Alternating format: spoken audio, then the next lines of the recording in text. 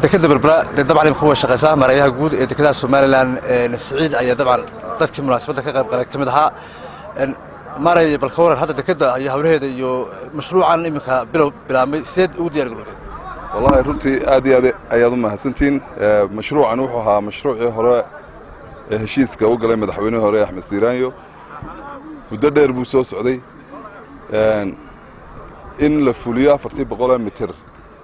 ilaahay ma ka gaadhay maanta ayay soo gabagabowday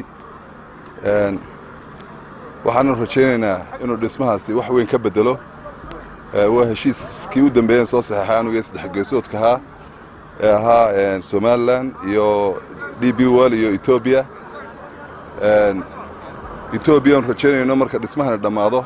dekedan container terminalkii ay dhamaato in 30% agabkooda ay soo marsan doonaan halkan laakiin waxa iyaduna garab taalo muhiim ah dekada in ay garab socoto wadadii koridorka dekad bilaa wadii ma shaqeynayso iyadana dawladda Soomaaliland waxa looga fadhiyaa inay culays badan saarto sidii aan u saarnay inay hirgasho 400 mitir maaraya marka 400 mitir ma dekad cusub ah sida wadakadii hore oo lagu darayo waa dekad cusub oo kale 400 mitir ma aha number yar Soomaaliland inta jirtay waxa lahayd 650 mitir 350 waxa dhisay Ruushka 300 waxa dhisay Mareykanka alxamdulillah 400 baa lagu daray waxa noqonaysaa 10,000 mitir laba dekadood kala amarka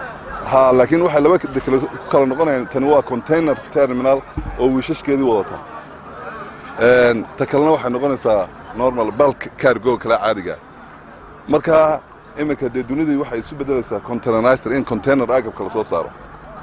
intii ay DP wala wareegtay 40% container kordal aan sababtoo ah iyada xiisaynaysa in systemkii waxa laga guureeyaa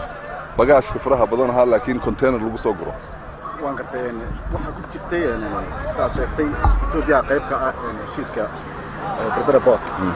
shalay marka ay xigteen oo dabcan ka socotay maana arkay maanta xafladan kuma arkayno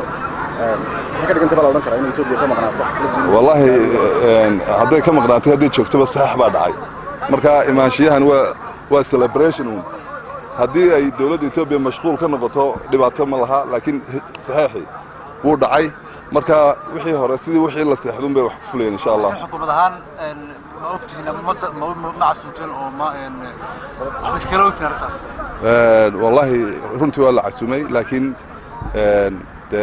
waad ogtay isbedel dheer baa ku dhex socda Ethiopia dhexdeeda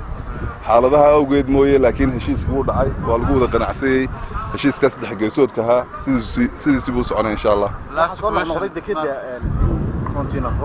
ay marba meel dab qabsado intii marka ay DP World gacanta ku haysay markii taas waxa la mooday wallahi anu ma garanayo xilligaad ka sheekeynayso DP World container dab dambe oo dhacay ma garanayo kii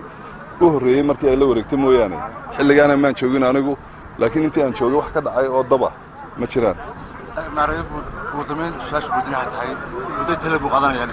dhismahan wuxuu qaadanayaa 24 bilood oo ah ama 20 bilood ilaa 24 bilood waxa weeyaan 2 sanadood ama 2 sanadood oo 2 bilood la maalinta sida rasmiga u bilaabmaya shalay maadaama la dheexay ha heshiiskii ku cadday waan laga shaacin goobta laakiin way ku cadday waxaana imika bilaabmaysaa mobilizationkii inta ay agabka keenayeen iyo qalab culus bay keenayeen ilaa 9 markab baa ka howlgalaya oo badda ka shaqeynaya marka maanta waa hawshaasi sidaas ku dhaqaaqday heshiiskii waa la saxeexay lacagtii waa la gudoosiyay facekii hore shirkadda dhismihii sida ugu dhaqsaha badan bilaabmay insha Allah shirkadda dhismaha bilaabaysa waa shirkad dabcan Imaaraatiya sida uu sheegay gudoomiyaha DP World sidee u guuleysatay qandaraaska sidee u guuleysatay wallahi 5 shirkadood kala la tartamay oo noogu yimi assessment qaadayo berbera goobta eegay 5 shirkadood waxa ahayd mid Hollandiisa mid Greega mid Turkiya mid Itaaliya iyo mid Chinese iyo tan afartan sheegay iyo tan Imaaraatiga waxa isku soo haray tii Hollandiiska iyo tan Imaaraatiga ahayd nasiibka waxa guuleystay tii Imaaraatiga ahayd